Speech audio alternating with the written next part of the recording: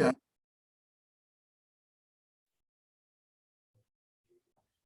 Joni, could you allow me to share screen, please?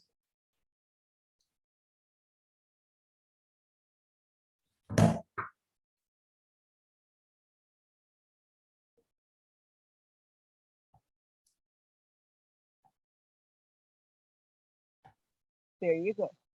Okay, thank you.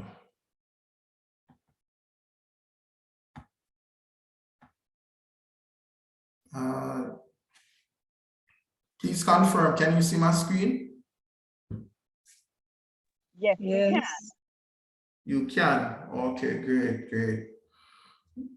All right, so again, good evening, everyone. Unfortunately, I was not at Toastmaster Joni's presentations on setting your settings.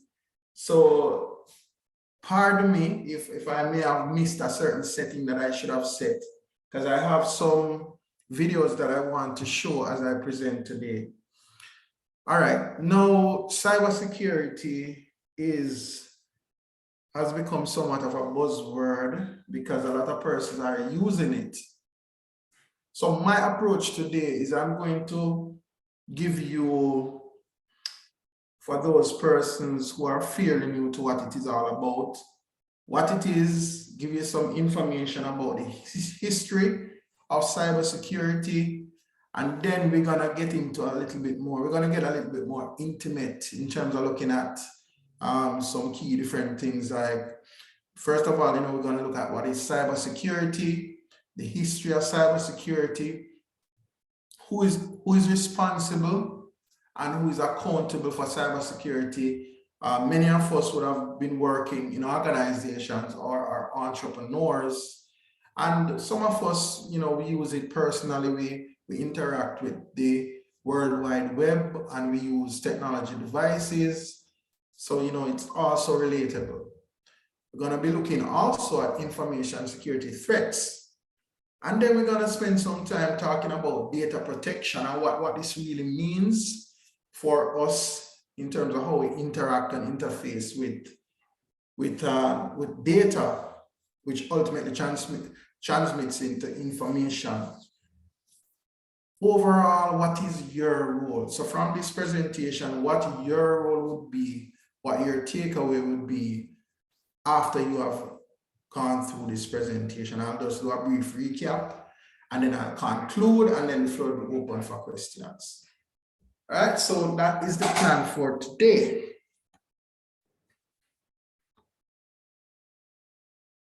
Cybersecurity. A buzzword that's now being used. A lot of persons are talking about it. But what does cybersecurity really mean? Now, cybersecurity is really the practice of protecting systems, networks, and programs from digital attacks. And these attacks, as they are now called cyber attacks, are usually aimed at accessing, changing, or destroying sensitive information, extorting money from users, or interrupting normal business processes. Cybersecurity is really a pain. It's really a pain, and we're gonna look at some use cases, some cases which displays that this has been a growing trend and a pain. But before we go into that, I would like to share with you a video from one of my colleagues at the Cybersecurity Institute, and he'll be just giving you some information about the history of cybersecurity. Now, I have a treat for you today, so I want you to grab your pens, your pencils, your notepads, pay keen attention to the information that he'll be giving you, so that you can benefit from the activity at the end. And it's gonna be fun stuff today. All right. Joni, I want you to help me here because, as I said before, I made my disclaimer. I remember. All right, so if you press play and it's not being heard, Are you here? Let me know if you're hearing me. Hi, and welcome to Cyber News. I am hearing it very well. You did well. Oh, you're hearing? Okay, good. So now I have to question whether or not I really did miss your training, Joni. All right, let's go. Let's go. And again, grab your pens and your papers. Listen keenly to what he has to say about the history of cybersecurity. Not sure what's happening here. Hi, and welcome to Cyber News, your source for reliable, cutting-edge commentary on the world of cybersecurity. Today, we're offering a crash course on the history of hacking and cybersecurity. We'll flash back to the past and talk about some of the most infamous security breaches so far. You're right to think of cybersecurity as a pretty modern issue. It's almost impossible not to be aware of its importance. You may be surprised at how far back the story of cybersecurity and hacking extends. Back in the 70s, when one of the very first versions of the internet was introduced, security wasn't really baked into its recipe, likely because no one else had access. But as we've learned, it was only a matter of time before that open door was exploited. We set out to create a comprehensive timeline of the major milestones, turns, and events that chronicle cybersecurity's long history so we can better understand what it may look like in the future. Our story begins in 1971 when the message, "I'm the creeper, catch me if you can," created several users of the ARPANET, one of the earliest forms of the internet. This computer worm was revolutionary at the time, bouncing between computers and displaying messages. This worm had no malicious intent, but it sure did pave the way for a limited trend that explored the internet's vulnerabilities. In 1989, the first recorded denial of service attack in history occurred. Robert Morris created a worm that dramatically slowed down the internet speed and functionality. Originally, this worm wasn't designed with any harmful intent, rather to highlight security flaws. But disaster struck when a fault in its code caused it to replicate excessively, causing extensive damage and a partition of the entire internet that lasted for days. That same year was the first known ransomware attack. Although poorly designed and easily removed, the Age Trojan was created by Joseph Pop to extort money. This malware was distributed on floppy disk via regular door-to-door mail. Luckily, one short year later, an act was passed in the UK that made any unauthorized access of your computer system illegal. This act not only brought cybercrime severity to the forefront, it became the foundation for cybersecurity protections, even amended today. Classic Nokia mobiles, Batman Forever, and the Macarena set the scene in 1995. But did you know this was the birth year of the contemporary SSL? The Secure Sockets Layer is an internet protocol that encrypts communications between your computing device and your online destination. The SSL 2.0 version that was released in 1995 was a bedrock for the Hypertext Transfer Protocol Secure, more commonly known as HTTPS, which you'll often see at the beginning of web addresses when you're browsing securely. With the release of Windows 98 in 1999, cybersecurity, along with everyday casual computing, effectively went mainstream. The massive spike in computer use with this operating system paved the way for a host of security software. Windows released a series of patches to improve protection of its software, while the production of anti-hacking software for home computers blossomed. Love was in the air in 2000, when over 10 million Windows users were infected with the I love you bug, the fastest spreading worm in computer history at that time. This pervasive email attack sent an attachment that, when opened, activated the worm. This worm overwrote random files and sent a copy of itself to every address within Outlook. 2002 was an exciting year. Not only was the highly anticipated second Lord of the Rings movie released, it was also the birth year of the US Department of Homeland Security. What a time to be alive. Right from the word go, they designated groups to protect IT infrastructure, which today has evolved into a large division exclusively dedicated to cybersecurity. Then, Anonymous was born, the first infamous group of hackers known the world over. This group has a vast network of users with seemingly no leader, often acting in the interest of protecting the privacy of the everyday person. One of their more notorious digital heists was the hacking of the Church of Scientology website, with their now infamous Guy Fawkes mask steadily in the place. The topics of internet and security started to go hand in hand. As the computer industry grew, year over year, so did the efforts to exploit it. It was an ever-growing relationship, and a bittersweet one at that. 2010 saw the strike of Operation Aurora. This was the year Google announced a coordinated breach of its infrastructure in China. Their whole purpose? To unmask intelligence operatives on the US law enforcement agency watch list. In 2013, Yahoo fell victim to one of the largest scale hacks in history when over 3 billion user accounts were compromised. By installing malware directly on Yahoo's servers, hackers gained virtually unlimited backdoor access, revealing a wide host of confidential user information. All that can be seen as a crescendo to probably the most infamous security breach of all time, 2016's WikiLeaks. This was the year that hackers from the Russian intelligence agency published private documents from Democratic Committee emails. This entire affair dramatically affected how Americans viewed that year's election, becoming a sobering example of how cybercrime could influence international politics. Today, cybercrime seems to be an everyday part of life. Over the decades, we've seen worms grow into viruses, viruses inspire consumer cybersecurity software, the birth of hacktivist groups, and nations making entire coordinated cybercrime efforts. Before, the boundaries were being tested for the sake of academic research. Today, hacks threaten entire democratic elections, and state-sponsored attacks have become a mainstay of global headlines. If the past has taught us anything, it's that cybercriminals are growing and evolving just as exponentially as the internet itself. And it's only a matter of time before cyber attacks further exploit emerging technologies like AI and machine learning. Sadly, we have a long way to go before we live in a cyber-secure world. And that likely requires more research and effort to reduce cybercrime and minimize their effects whenever possible. Excellent stuff. Excellent stuff. I hope you would have captured some of the information that was explained. I know it's a lot, and I know he had a lot of information there. But I just wanted to indicate to you that cyber security is coming from and coming through the advent and changes of technology.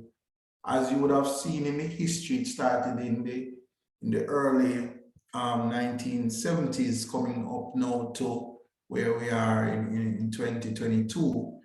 And the trend is that things will continue and things will grow. So we will go through some steps that we can take, and we will go through some tips. But now I'm going to now ask you some questions. So remember, I told you, get your pens, your paper ready. All right, my first question, number one. And when you're responding in the chat, just indicate the number. So you put 1 and then the answer. So Joni, I'm not seeing the chat now, but you can look in the chat and tell me what some of the responses are. And we'll see who would have gotten the trivia questions correctly. And who knows, you may even get a prize, right? So it's very important. So, Joni, you're on mute. No, I'm looking, but I am, okay, I see number 1, 1970 from Deborah. What was the name of the earliest form of the internet? Oh, what was the name of the earliest form of the internet? Wow. Did we write that one down? Because I don't even think I have that one. I would have to ask. All right. All right. You can put all right, so you can put in your responses. I will give you the answers, but it's just for you to attempt it, because Right. we are learning here. Toastmaster Perla said AA. AA. ... ArtNet or ArchNet, something like that. Yes, correct. Who is that? that? That would be Toastmaster Carol and Bert. Go Toastmaster Carol. Yes, that is it, Toastmaster Carl and Bert. That is it, the ARPANET. So the name of the earliest form of the internet was called the ARPANET. That is correct. All right, so thank you very much, Toastmaster Carl and Bert. All right, what was the name of the man who created the first ransomware? Let's see if there's anyone who caught his name.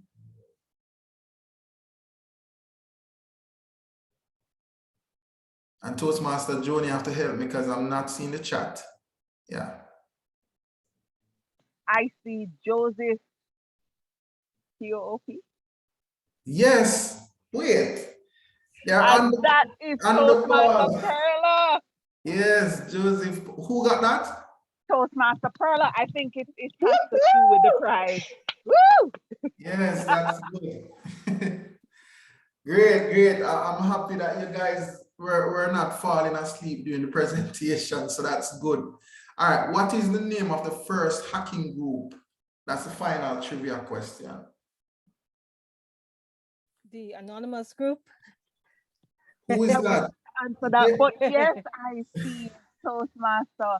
I be Mina, but two of you unmuted at the same time, though. Yes, yes, yes, yes, you're correct. I'm not sure who got that one, Joni, but yes, thank you. That's good. So first one is the ARPANET. That's the answer. And the second answer would be Joseph Pop. And the third one would be the anonymous group. All right. I see we have persons on the ball today, which is good. Now, I'm gonna ask you guys a question. I don't want you to think too much about it, but I want you to put in the chat. Who you think is responsible for cybersecurity?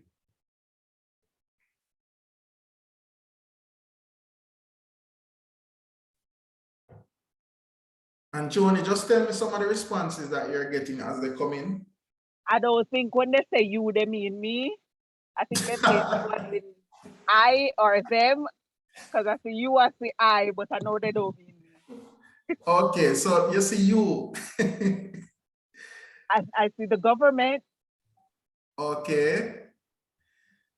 All right. I see a lot of things. Who is And responsible? everyone is another response that's there. All right. All right. So the answer to this one is everyone. Everyone is responsible for cybersecurity because we all interact with some level of technology, some level of the internet, throughout our daily lives. So we are all responsible. Now, there's another question. Well, we're gonna skip that one. There was another question I was going to ask, who would be accountable for cybersecurity? And that's a little bit different from the responsibility. Who is ultimately accountable?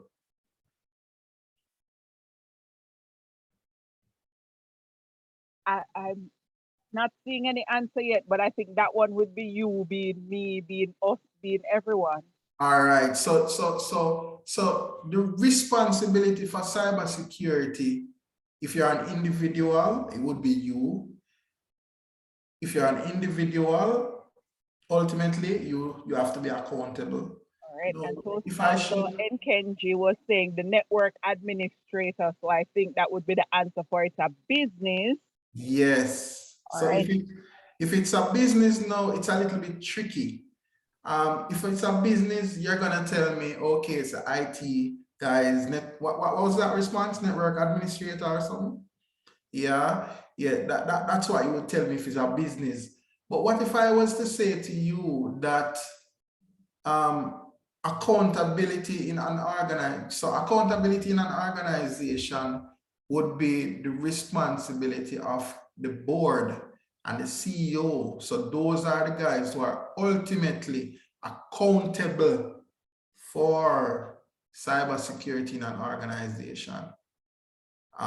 You have some organizations who have a chief information security officer, as they are called. Those would be the person who's responsible and accountable for cybersecurity. Now, responsibility lies with everyone, but accountability in an organization lies with the C-suite, as they are called.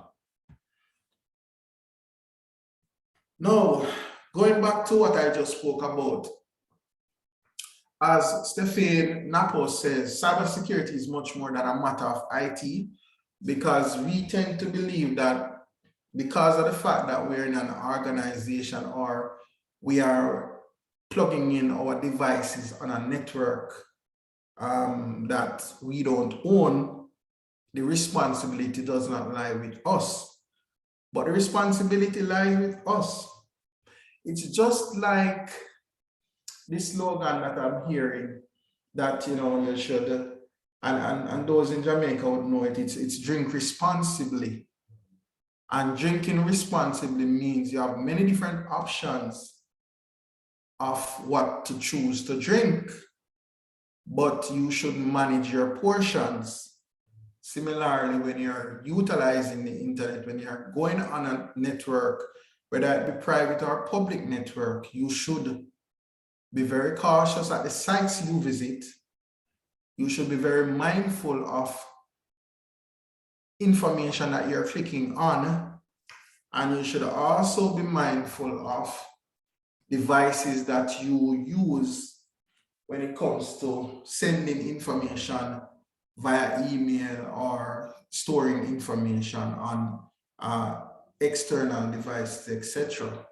So it's very important that you that you are mindful of that.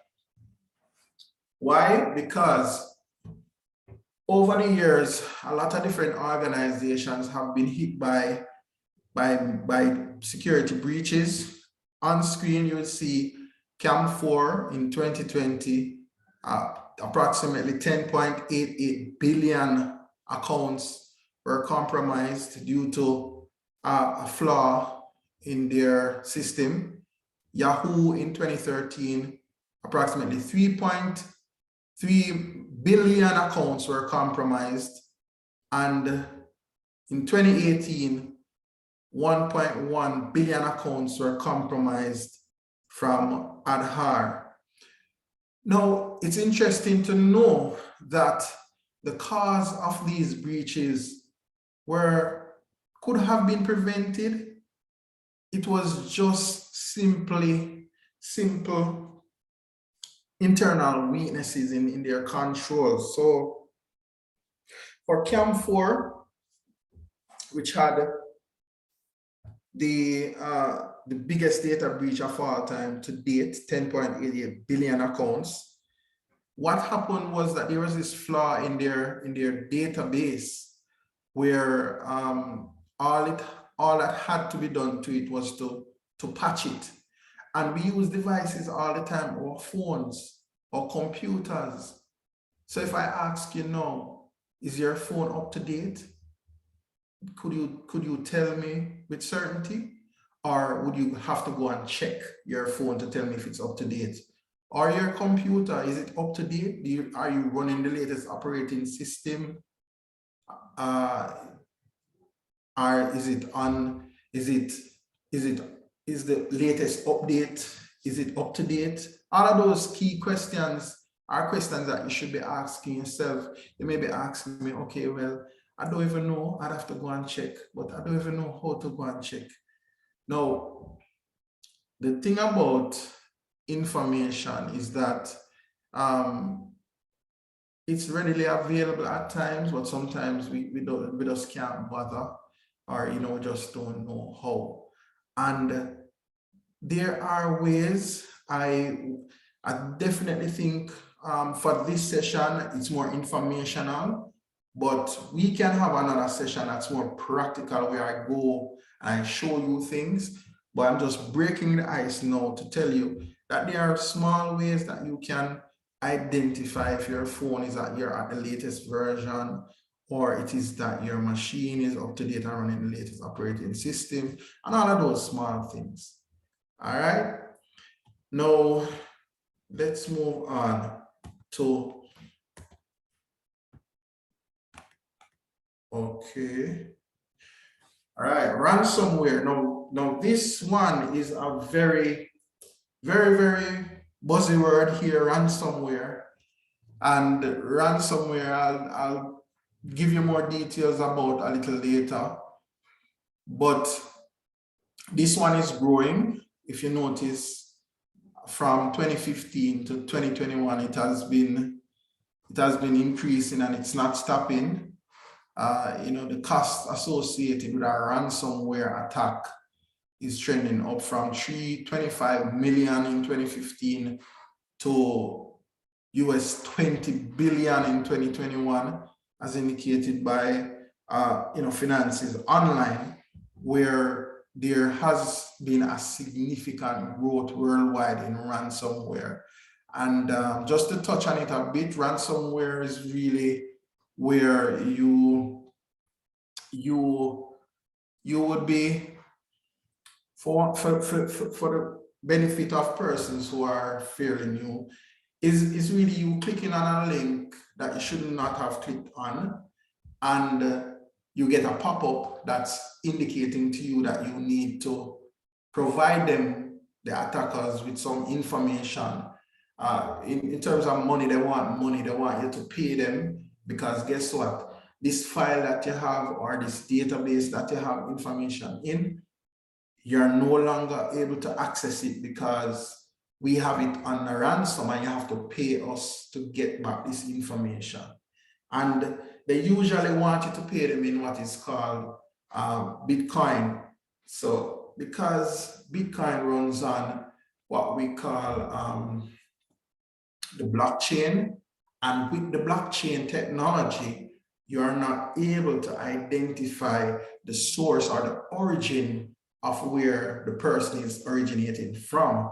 So that's the method of where these persons are going. They're they're getting brilliant by the day, and they have now come up with this type of malware, which we will go into more depth with later.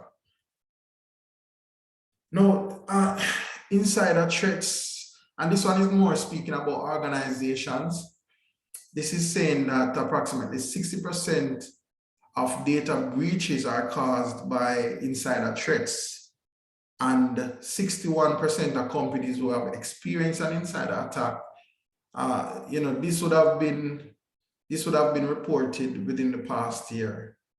So this is growing. That's why it's very important for us as individuals, if we are an entrepreneur, to get ourselves enrolled on a frequent basis in some type of security awareness training. If you're in an organization, you need to be keen on what the organization is doing as it relates to getting persons trained in security awareness, because this is one of the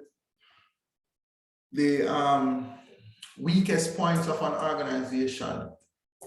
If you have persons who are not aware of what the threats are and how they can prevent or mitigate against it, then you will have increases in cyber attacks. And this is just telling you about some of the top insider threats in organizations. It's saying that 60% of them are managers, 57% are contractors and consultants, and regular employees are least. When I'm looking at this statistic though, it's looking at it from the perspective that the persons who are most susceptible would be those persons who attackers are more focused on, would be those persons with higher level access in organizations, and those tend to be management, and also persons who may have what you want to call it now, they may have access to information that may not be readily accessible to employees. For example, your contractors or consultants coming in to do some work that may need access within a certain time frame. So those would be the rationale behind that. And I have another video for you.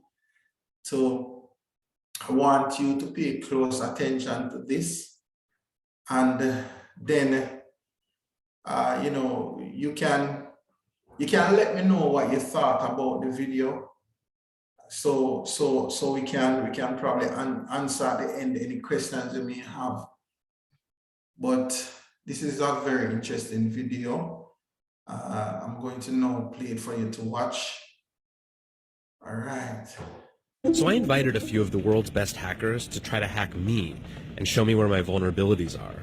And now I'm going to meet them in Las Vegas for DEF CON, the biggest hacker convention of the year. They're going to hack me using social engineering, which is essentially hacking without any code. They just use a phone and an internet connection. Do you want to do a sample phishing call? What's phishing? Phishing is voice elicitation, and basically what you do is you use the phone to extract information or data points that can be used in a later attack. Let's do it. Okay. Who are you going to call? Maybe I'll call your cell phone provider and Okay. see if I can get them to give me your email address. I bet they're good. I bet they have my back. But yeah, go for it. I'm going to spoof from your number, so it's going to look like it's calling from you. Okay. Hi, I'm so sorry. Can you hear me okay? My baby, I'm sorry.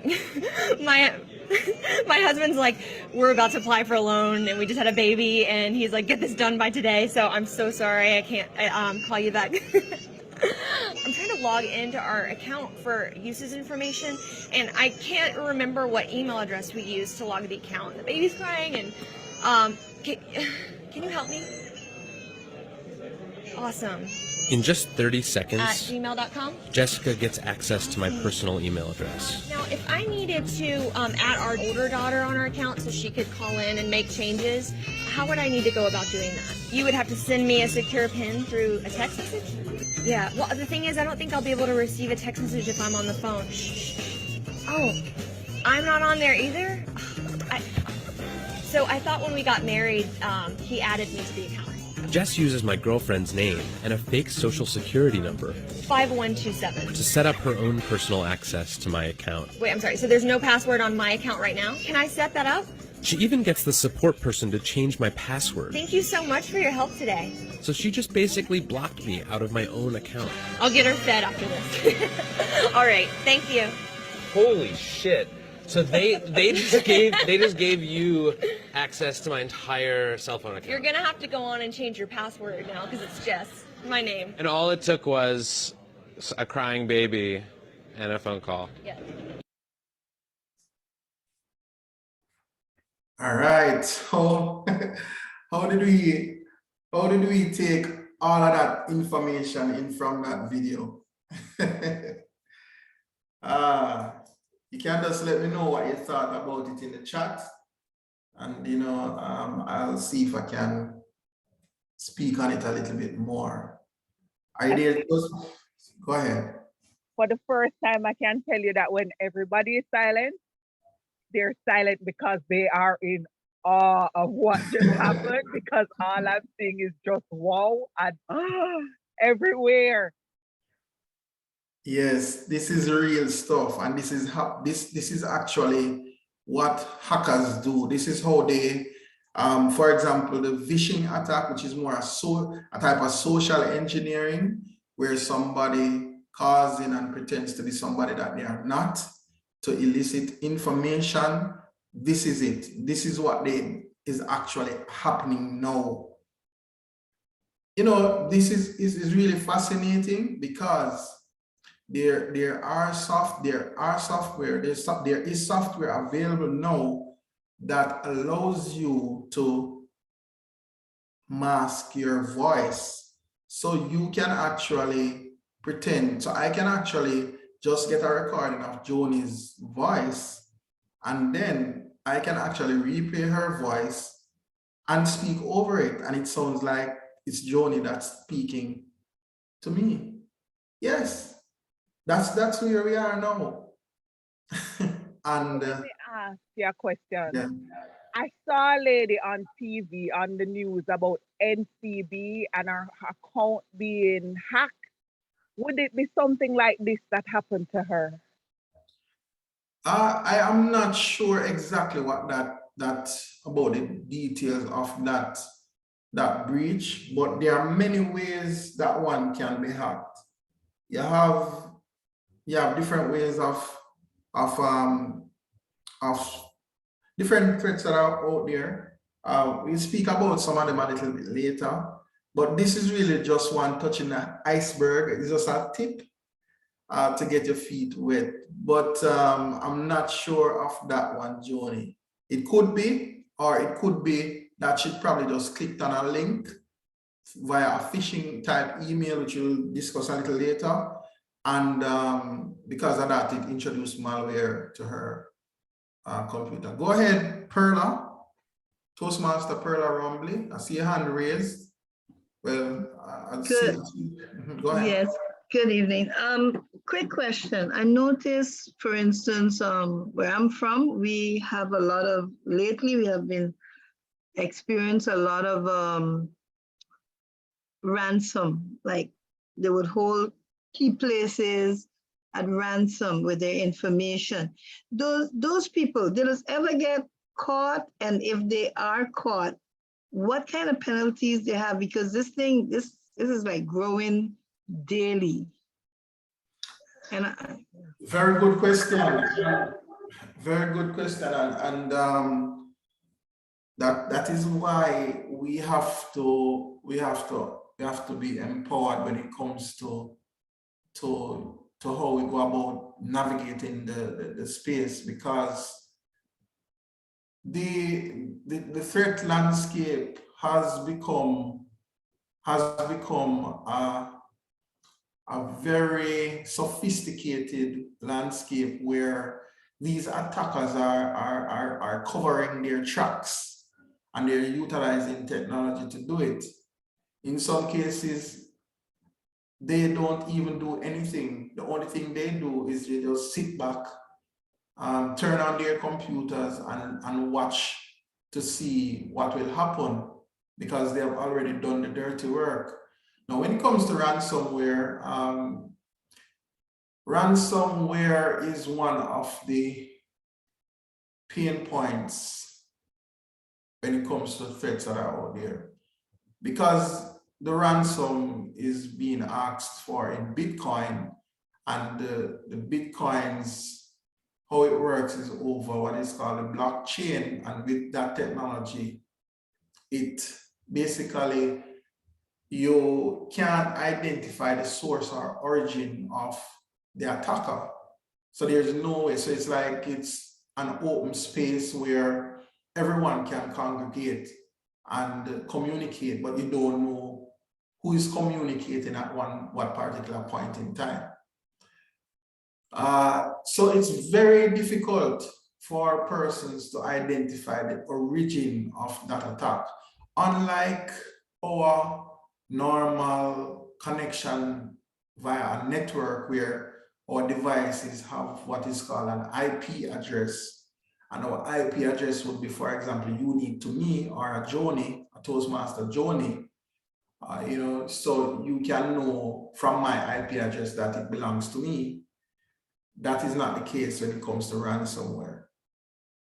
So that's why it's growing, because it's so easy for them to, it's not easy for them to execute, but a lot of persons are not aware of the ways they can protect themselves online.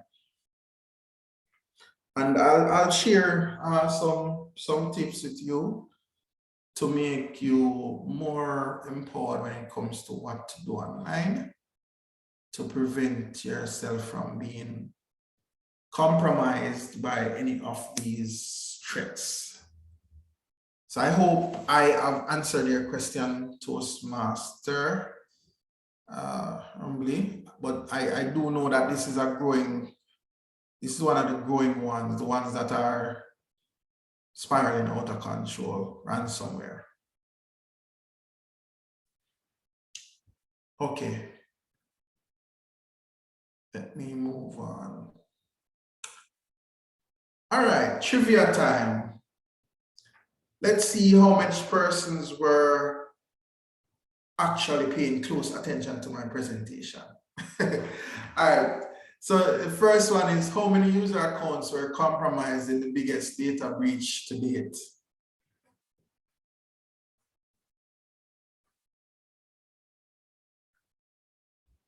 You can post your answers in the chat. 3 billion plus, according to Kenya Charles. 3 billion? Plus, yeah. No, that's not it. Good attempt, though. Very good attempt. But I know somebody has the answer.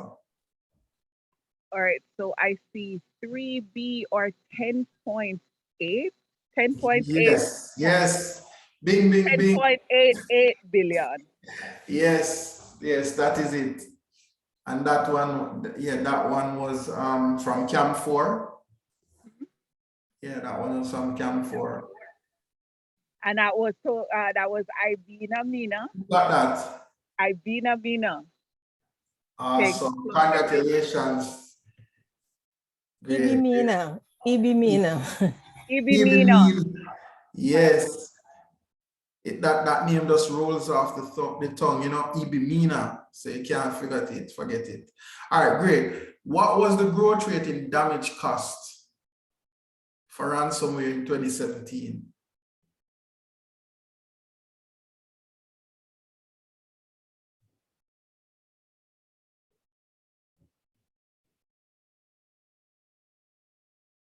Let me see if anybody got that one. We don't have an answer yet. We're waiting. I see Wally. Okay. I see Wally. All right. That one was kind of rough. I believe it was 825 million. I'll go back and check because the answer would be in the previous slide. What was the name of the lady in the video who performed the social engineering? Yes. Already they wrote down her name. Yes. They were ready to report her. What was that? Yes. Jess? Who? Report already. Okay, Jess is the answer. Not sure who got it, but I just I heard. thought I'd press it. No, Great, yes, great. Toastmaster Perla, we heard you, and I see Oh, Toastmaster shoot. Ibimina in the chat as well. I see y'all were writing down her name to report her. Great. So her name is Jess, and she's one of the top. She's a very good. She's very good at what she does when it comes to social engineering attacks. Because I think there are many other videos that she would have done. That's just really one of them. So yeah. All right, great. Now we are going to go into a very critical area, and this now speaks about information security threats. Now, before we go into information security threats, we would have spoken about what is cybersecurity, would have gone into a video that would have given you some background on the history of cybersecurity, would have looked at some statistics on around cybersecurity and the impact that it has had around the world, from cyber attacks to organizations, the importance of, and in terms of looking at us as individuals and our own responsibility when it comes to cybersecurity and all of that good stuff. And we would have looked at a video that would demonstrate what is called a phishing attack, which is really voice phishing, but they just shorten it and say phishing, right? Now we're going to look at some different types of security threats, and just to get you aware of what some of the other threats are and what you can do. Some of them we would have discussed in a little more detail, for example, the ransomware. All right, so the first threat here is malware. And it's in its shortest form, malware is really bad software. Yeah, malware, bad software. But there are many different types of malware. So you have ransomware, for example, you have spyware, you have scareware. Now let me break them down to you. As we would have discussed previously, ransomware is an attack where the attacker asks you for a ransom, and a little bit later, let me just jump a little bit. What you're seeing on the screen is how a ransomware would look if you get impacted by one. You would see this pop up on your screen. To the left, you would have two timers. You would have one indicating to you how much time is left for you to make payment. The other one will tell you how much time before your file will be completely lost. So you have to make payment within both time frames. Then it would give you some details around what has happened to your computer, what you can do to recover your files, how you go about making payment. And if you should look in that section, how do I pay? You would say it's saying, please check the current price of Bitcoin and buy some Bitcoins. And it is even giving you instructions on how you can go about purchasing Bitcoins. So they're basically a well-organized bunch. So they're telling you what to do to pay them. Now, they normally target sensitive and confidential and restricted type information. And we'll break these down a little bit later. These are some of the data classifications that you need to bear in mind. You have your personal device, you have a lot of files on there. Do you classify them? So we'll be looking at that a little bit later. So this is how the ransomware is, and this is a type of computer virus that holds our computer and its data ransom until you pay the creators of the virus to unlock your files. Truth is, they don't normally, you pay them and they don't, it's up to them whether or not they want to unlock the file. And a lot of times they don't unlock it because they really want the money. So it's one of those situations as mentioned earlier. Spyware. Spyware is in itself where the attacker would record your keystrokes or your website hygiene, meaning the sites that you would visit, the usage of your banking information. They would record all of your keystrokes when you're accessing your computer, when you're entering your password. So what they would do is they would attack you from, for example, starting with a phishing email. And a phishing email, just jump the gun a little bit, it's really an email that is giving you instructions, telling you that you should do something. However, this email is not necessarily from the source that it is expecting that it's coming from. So for example, you may see an email from Toastmaster International, but the Toastmaster International is not correctly spelled. But looking at it, it seems as if it's coming from Toastmasters International. So they sent you a link, or they sent you an attachment of an agenda for the conference or for some resources, and you click on it. And when you click on it, then that is now where the code in itself would be written in the form of what is called spyware that would now be loaded onto your machine without you knowing.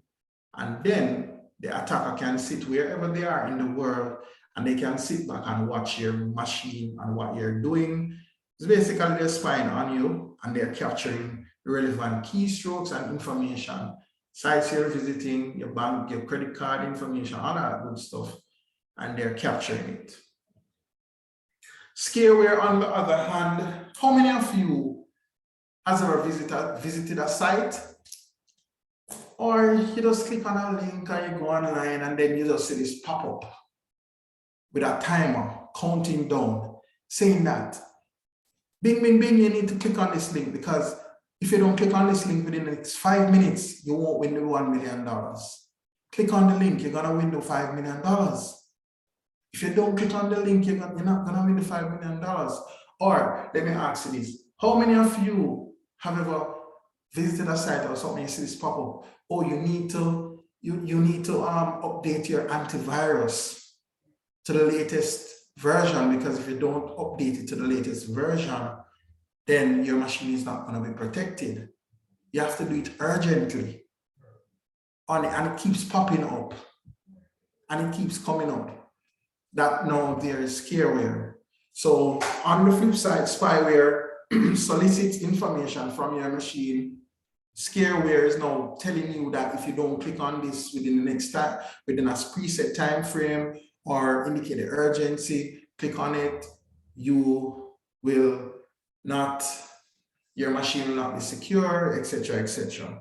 So those are two key examples.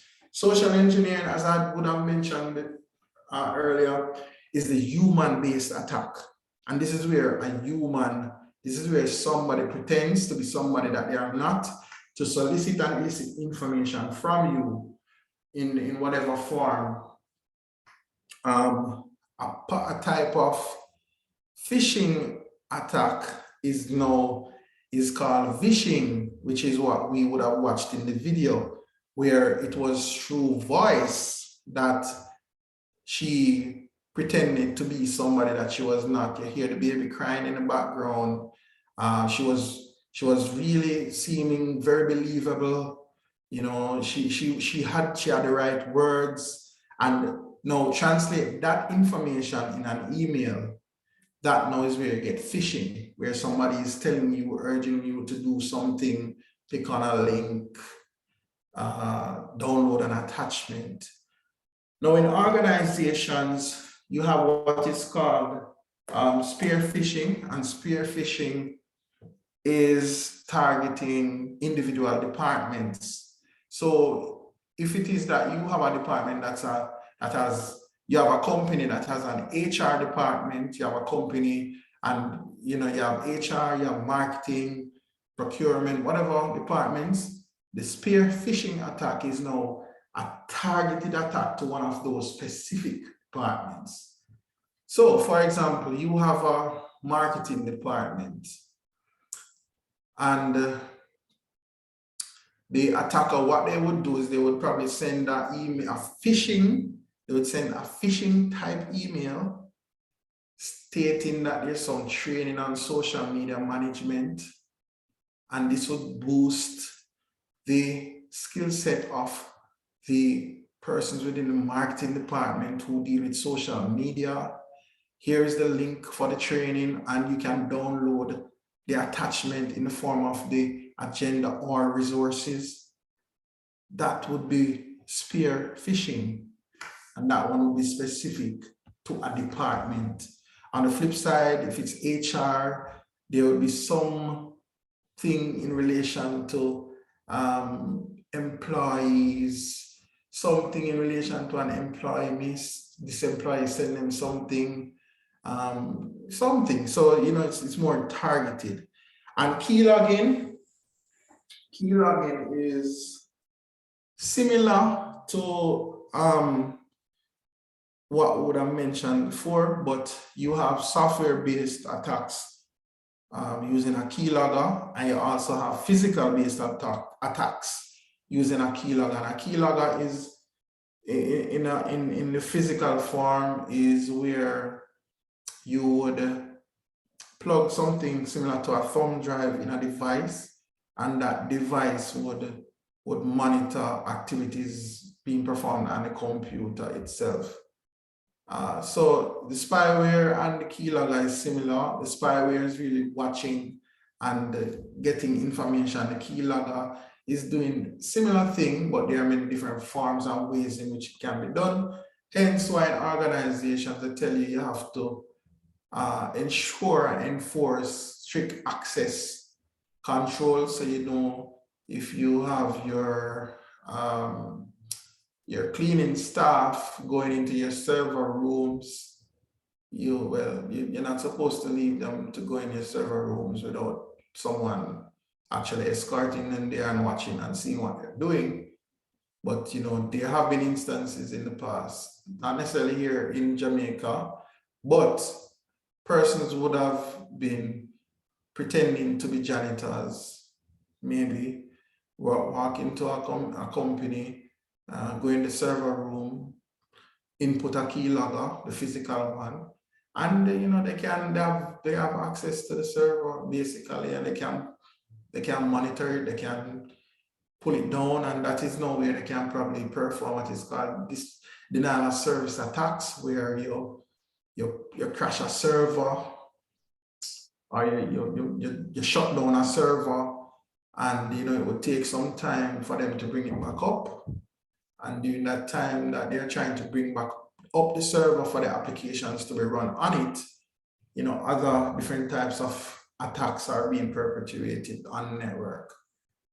And normally they're really good when it comes to masking some of these attacks, so persons are not aware of it.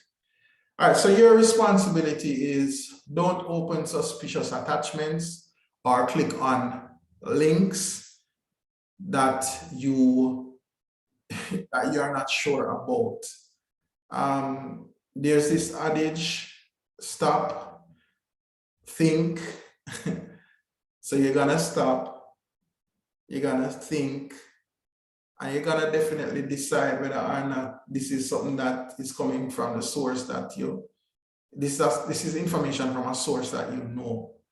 When in doubt, always refer to the source of where it's coming from. So if you get an email from someone and it looks a bit strange, reach out to them first, confirm if this is coming from them. And once they confirm, then you can open it. But sometimes we're too quick to click on a link because it seems like something really interesting. We are very quick on downloading attachments because the information, you really want to see what is there. And we tend to do this without even realizing the danger that we are actually putting our machines and even ourselves in.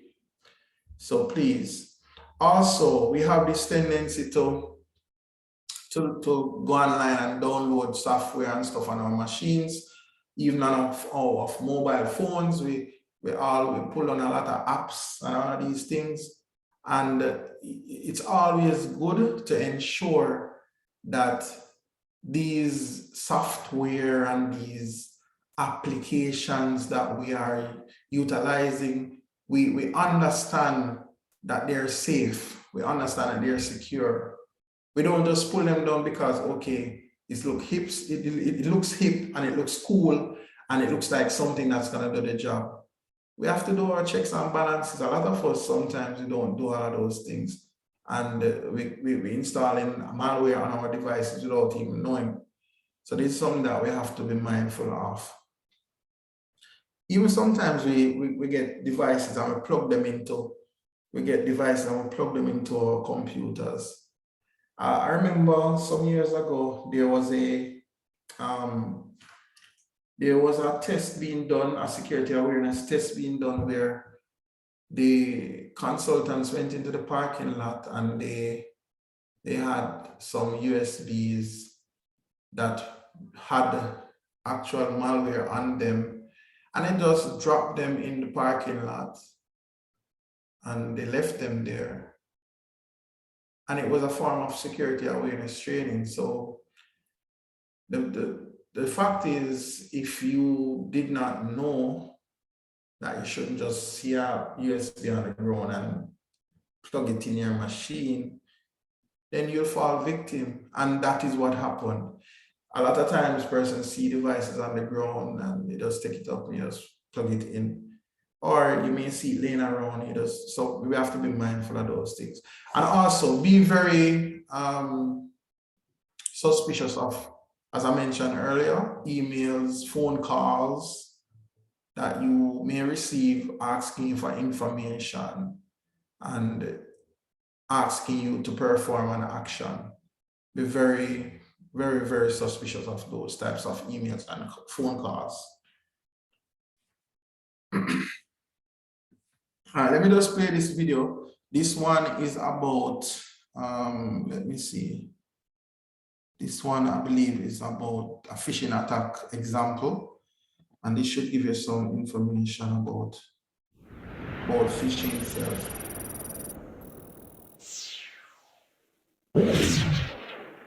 You can power up your shield against the most common dangers of using email to include attacks known as phishing.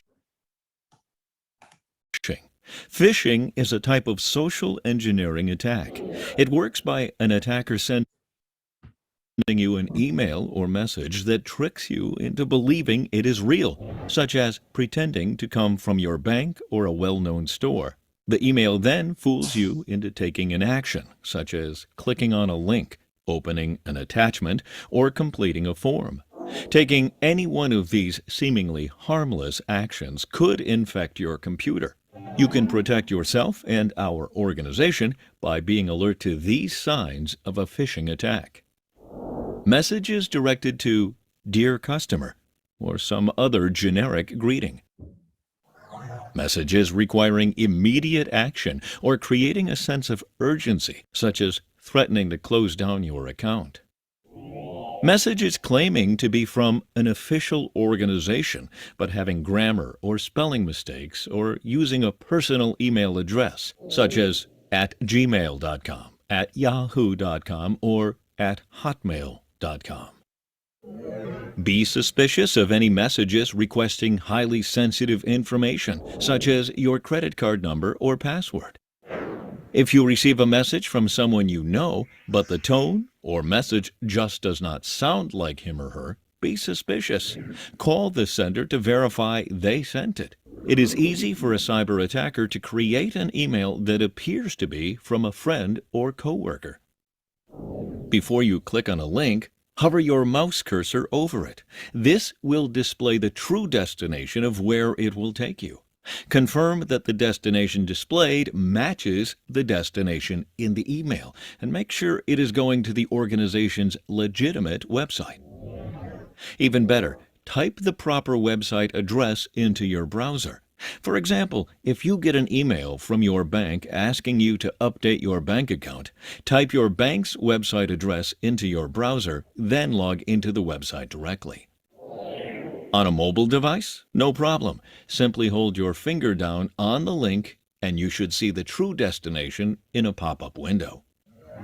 When messages have attachments, only open those you were expecting. Some infected attachments can bypass antivirus programs. In addition to phishing, you can be your own greatest risk.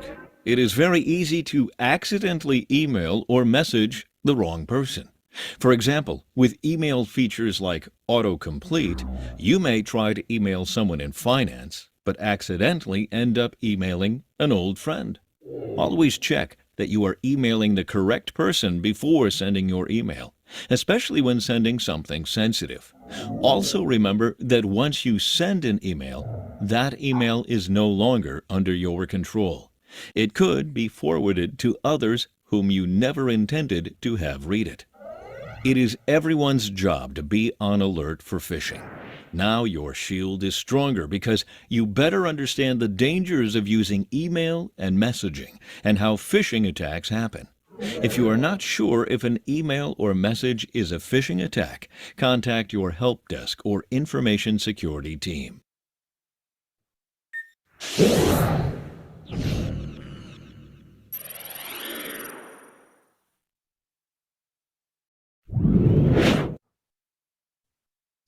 Right. Wow. Go ahead, Joni. Toastmaster Dwayne, I think you have enough to fill up the entire 3 hours for today, but we are at time. So I'm going to ask for us to do one for you to wrap up. And also, I know that there is so much more that everyone wants to know. Don't worry, he's working with me. You can get through to me and he can come do an ed feature at your club, right, Toastmaster Dwayne? Yeah, definitely. I'm wrapping up right now, Toastmaster. I look at the time and I didn't know, they say time flies when you're having fun, but it seems like we're having a lot of fun, right? So let me just show you one last video and then I'll just wrap up. This one is about mobile security awareness. Mobile devices, like smartphones and tablets, store a great deal of personal and sensitive information, such as your contacts, photos, text messages, and online activity. Protect these devices like you protect your computer. Keep track of your mobile devices at all times. You may not realize it, but you are more likely to lose a mobile device than have it stolen. Always protect each device with a screen lock, such as a strong password, swipe pattern, or your fingerprint. Enable remote wiping if it is available. Remote wiping allows you to erase information if your device is lost or stolen. How else can you keep your devices safe? Choose mobile apps from trusted sources and only install the apps you need. Before downloading, check how many people use the app and the reviews. If an app is brand new, has few reviews, or lots of negative reviews, then choose a different one. This helps protect you from criminals who distribute apps that look legitimate but are really programs that infect your devices. If an app requires excessive permissions, don't install it. Find a different app to meet your needs. Once installed, always keep your mobile apps updated and current. Always use the latest operating system for your device and keep it updated. Consider purchasing a new device if the latest operating system is no longer supported. Never jailbreak or hack your mobile device. Not only may your device no longer be supported, but this cripples or disables many of the security features designed to protect you and your information. Disable Wi-Fi and Bluetooth when these services are not in use. Not only does this protect your mobile device from automatically connecting to potentially dangerous networks without you knowing it, it helps improve your device's battery life. Mobile device attacks can happen via various methods, including email, messaging, or online. For example, cyber attackers can send messages asking you to connect to malicious websites, download infected apps, or ask you for private information, such as your bank account. If a message seems suspicious or too good to be true, simply delete it. Do not access or store work email or other work data on your mobile device unless you are authorized to do so and security safeguards are in place. Finally, if you have a device lost or stolen that is either an organization device or a personal one that has organizational information, notify the help desk or information security team immediately. All right, that's it for me. There's more info, but I think we pretty much captured most of the salient types of info. It was a pleasure presenting to you today.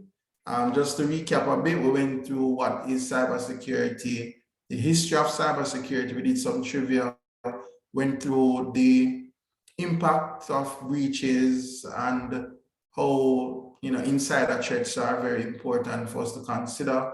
And then we looked around at information security threats. I went through the different threats, gave you some tips on how to protect yourself, and definitely showed you some thought-provoking videos and some informational videos for you to think about implementing. Thanks very much, Toastmaster Joni. It was a pleasure presenting today. Let me just go on camera briefly. Yeah, so this is the handsome guy that was presenting for you today. All right, so thank you very much.